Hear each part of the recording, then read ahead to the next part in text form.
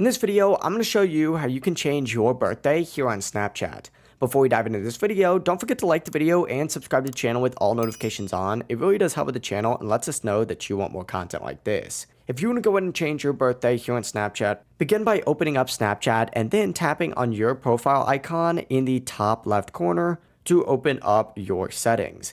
From here, what you're going to want to go and do is tap on the settings gear just like so, and then scroll all the way down until you see this birthday option. Select this birthday option and it's going to pull up this page here where you can actually adjust your birthday. Just make sure it's correct since Snapchat only lets you change it a limited number of times. So just keep that in mind when doing so. I'm going to keep mine as what it is. You'll be prompted to hit continue and then you are good. It really is as simple as that. Your birthday on Snapchat has now been updated, but before you leave this video, make sure to like the video and subscribe to the channel with all notifications on. It really does help with the channel and lets us know that you want more content like this. Have a great rest of your day.